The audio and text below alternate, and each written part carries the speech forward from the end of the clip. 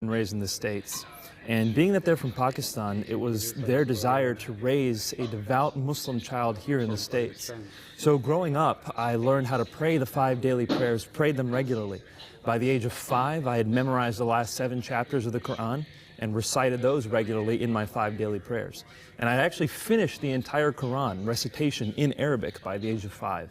So it was a very devout Muslim life, but my parents also came with some presuppositions about the West. They see the immorality, they see the way people commit adultery, and they see things on TV and the immodest dress, and they impute all of that to Christianity because they see the West as a Christian area.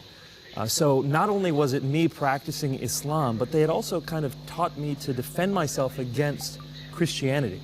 And that's a common thing for Muslims around the world to come to the West with. And so growing up then, I was a devout Muslim, yes, but I was also trained with arguments to challenge and respond to the gospel. How did that affect your childhood then growing up compared to like other American kids? And you've kind of spoken that a little bit, but just flesh that out a little bit more. Well, you know, what I really noticed was for us, Islam was our identity.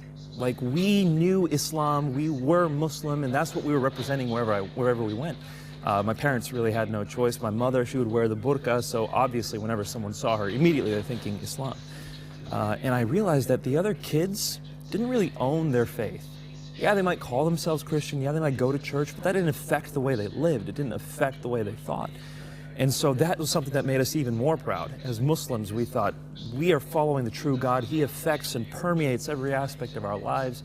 Whereas in the West, people realize their faith is false, and that's why it doesn't really affect the way they live. That's kind of how we subconsciously thought.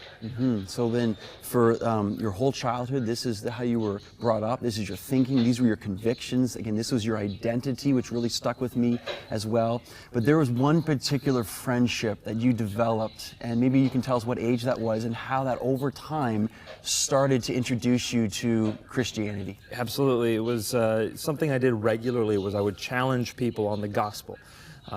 Friends would say to me, Nabil, do you know Jesus? And of course, Muslims have a very developed view of Jesus. They believe he's the Messiah. They believe that he's a miracle-working man. He's sinless. Muslims believe Jesus is going to come back at the end of times. And so I would have a script ready to give, and I would challenge people on their view of Jesus. And by the way, how did Christians generally do when you did challenge them on their faith? Miserably.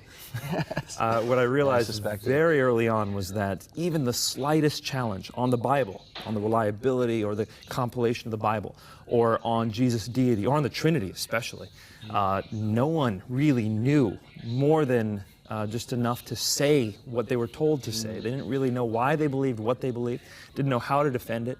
And so